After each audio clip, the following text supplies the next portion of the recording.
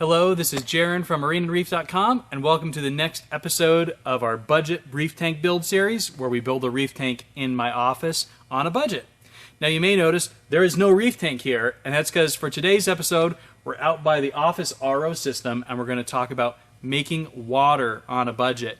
And it just so happens that I have Kat here, and she's new to us, and one of our goals of me setting up this tank in my office is that I'm going to pass over the reins of the other tanks in the office because I got too many tanks I'm taking care of. So Kat's only had freshwater before. That's right. Is that right? What tanks and what fish have you had before? I had a 30-gallon before. That had corridors and guppy fish. I had a 10-gallon as well that I kept a beta in. Yeah, so she's had some freshwater experience, but I know for a lot of people starting out with saltwater, mixing saltwater can be really intimidating. Yeah. So today we're just going to go over how do you create saltwater. So the first thing is if you have a saltwater aquarium, you're going to need two kinds of water.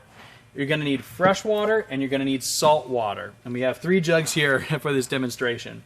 Now, the reason it's important to realize that you need fresh water is when the water evaporates out of your aquarium, only the water evaporates. So if you can imagine having a glass with some salt water in it, if you were to leave it out long enough, there'd be salt crystals left and no water. So when the water evaporates out of an aquarium, we replace that with fresh water. Whereas when we do a water change or when we first fill a saltwater aquarium, we're going to use salt water. So as far as your fresh water, for any kind of reef aquarium, we're going to recommend you use RODI water, or purified reverse osmosis water.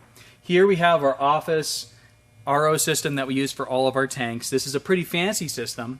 If you're on a budget, there are some of these that are less than $100. The Aquatic Life RO Buddy is a great value, and it is less than $100 and can let you make your own water at home. And if you're on even more of a budget, most fish stores will sell you water. For years, when I was at a fish store, we sold it for 30 cents a gallon. So you can definitely just pick up some purified water at the fish store if you'd like. Now here we have some fresh water in this jug here. This jug is also fresh water. And we're going to show you how to turn the purified water in this jug into salt water. Now, we recommend the 2 Little Fishies Accuracy Salt. It's what we use here in the office. And one thing that is super cool about this salt is it comes in a packet that makes 5 gallons. So this is a 5-gallon water jug, and we got 5 gallons worth of salt. So we just need to rip it open and pour it in. And I'll let Kat do that.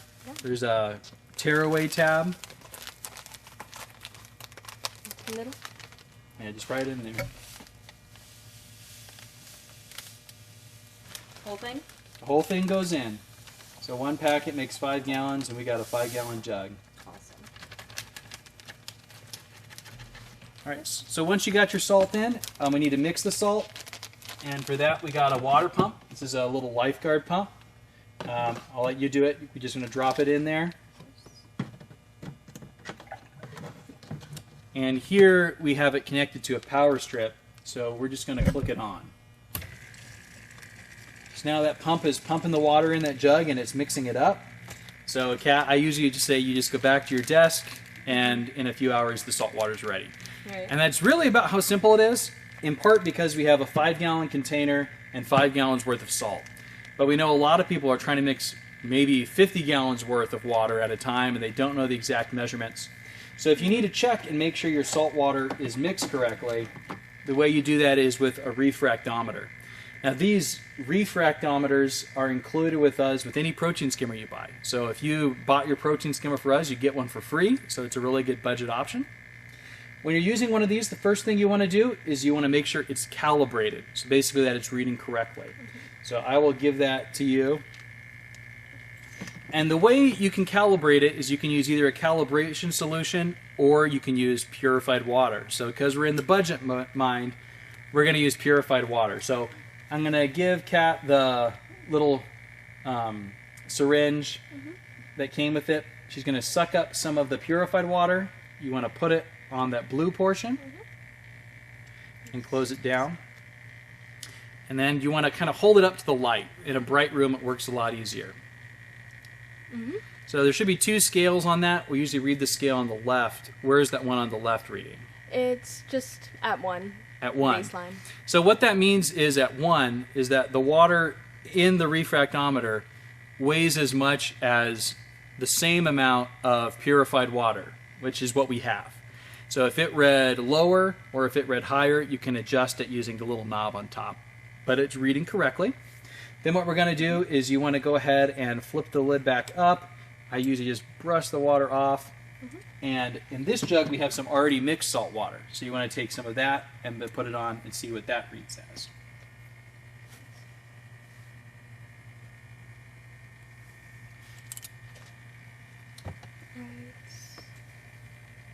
That one is 1.2. 1.02. Excuse me. So it's 1.02, is it 1.020 or is it higher than that? No, higher. 1.022 roughly. Yes. So generally we're looking for between about 1.022 to 2.6. That's in the range. And this one is salt that, again, we just put the packet in and it happened to mix out just about perfect. So if you like this stuff for mixing your salt, we do sell a bundle that includes 2 water jugs, some of the 2 little Fishies salt, and the pump. It's a great way to get mixing your own salt at home.